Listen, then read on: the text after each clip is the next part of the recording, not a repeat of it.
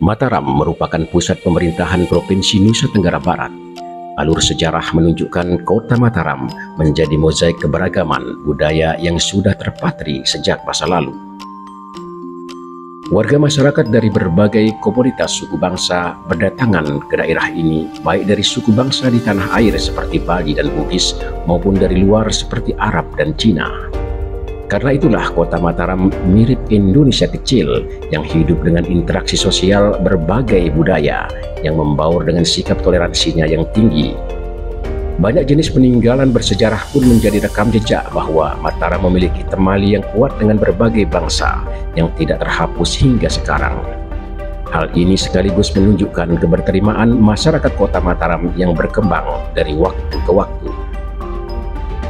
Peninggalan yang cukup berarti seperti Kota Tua Ampenan, Taman Mayura, dan berbagai tempat ibadah menjadi saksi sekaligus aset berarti yang menunjukkan bahwa kota ini memiliki nilai-nilai toleransi yang tiada duanya. Fakta ini merupakan modal dalam menyambut wisatawan baik dari dalam maupun luar negeri, terlebih didukung pula dengan potensi alam seperti pantai, sungai, kuliner, dan lain-lainnya.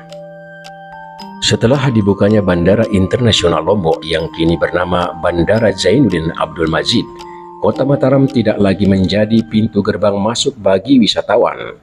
Kabupaten Lombok Tengah dan Kabupaten Lombok Barat beralih sebagai pintu masuk wisatawan baik dari udara dan laut. Kondisi ini sekaligus menggeser posisi kota Mataram sebagai pihak yang tidak lagi pertama menyambut kedatangan wisatawan. Namun dengan daur hidup dan beraneka ragam kekayaannya, mungkinkah Mataram bisa meraih kembali wisatawan yang merindu teduhnya pohon kenari sepanjang Pejanggih yang merupakan peninggalan Belanda? Atau mungkinkah wisatawan merasa belum menginjakkan kaki di Lombok sebelum ke kota Mataram? Dengan kata lain, bisakah Mataram menjadi pilihan utama ketika wisatawan datang ke Pulau Lombok? Ini tergantung kepada tren saat ini, terutama pada saat setelah COVID. Orang umumnya, wisatawan umumnya itu adventure. Jadi kegiatannya itu tidak di kota. Tren mereka cari tempat-tempat yang sunyi, jarang dikunjungi orang, tetapi memiliki daya tarik. Itu tren yang terjadi. Dan wisatawan itu tidak massal, tidak bergerombol, tapi lebih bersifat individual. Kalaupun toh bergrup paling maksimal 5 orang. Sehingga yang mereka sasar itu adalah objek-objek yang tidak di kota. Jadi kalau mendengar kata kota, dianggap bahwa di kota juga tidak ada tren semacam itu, atau tidak ada sesuatu yang menarik yang bersifat alamiah, padahal kan ada. Nah, itu salah satu kecenderungan.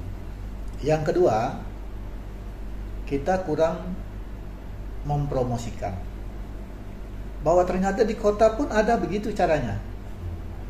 Ada juga tempat-tempat yang memang menarik untuk dikunjungi. Di kota ada lereng sungai atau tempat-tempat pinggiran kota yang menarik. Bahkan ada objek mungkin lebih lengkap, cuman kan tidak diekspos secara besar-besaran. Orang kecenderungan datang itu kan dia mencari tahu dulu, mencari tahu apa sih yang ada di situ, dan apa sih keuntungan saya kalau saya ke sana? Seberapa banyak ada informasi yang dapat saya nikmati di situ, dan pengalaman hidup yang dapat saya nikmati di situ. Nah, yang semakin banyak itulah yang akan dicari. Yang ketiga, ada tren desa wisata. Desa wisata pasti dari kota dong. Nah, pasti ke daerah-daerah yang sifatnya kabupaten, desa, itu yang dicari. Mereka lebih banyak dengan mendengar ada kata desa wisata, dia ingin ke sana, desa wisata. Selain juga di samping desa wisata juga ada pemandangan alam yang menarik. Itu menjadi salah satu pilihan. Yang keempat, mereka ingin menginap bersama-sama di desa, di tempat mereka kunjungi, homestay. Ya, ingin melihat seperti apa sih kehidupan mereka di desa. Jadi dengan tren homestay itu, dia ingin mencoba ke sana. Nah, itulah mengapa kok Kota Mataram tidak banyak dinikmati, terutama untuk yang terakhir itu. Nah, ini yang menarik untuk dicermati, sehingga kota harus bisa memberikan pilihan-pilihan itu. Mau tinggal di homestay? Why not? Ada juga. Nah, ini perlu promosikan. Tinggal di homestay, harganya yang terjangkau dan bisa menyatu dengan tuan rumah. Jadi mindset wisatawan begitu di kota pasti di hotel. Ini yang perlu diubah. Itu siapa itu yang bagian promosi, maksudnya siapa itu yang kira-kira berperan penting dalam soal ini? Pemasaran. Kalau di dinas itu bagian pemasaran. Tapi kita harusnya tidak bergantung kepada itu. Harusnya siapa saja yang ingin kotanya itu dikunjungi dan mereka bisa menjual sesuatu di kota yang wisatawannya lebih banyak, siapapun bisa melakukan itu. Tapi kalau kita lihat secara kesiapan fasilitas, prasarana, kan misalnya ada sungai di sini, sudah layak jual enggak? Ada pantai, sudah layak enggak untuk dijual kepada tamu? Kalau ngelihat kesiapan itu, kira-kira bagaimana? Itu salah satu problem kita.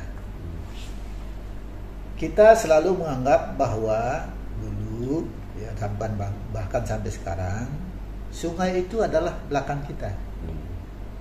Sekarang harus ubah dong, pemerintah harus bisa mengubah itu, bahwa sungai itu adalah depan, muka kita, depan kita.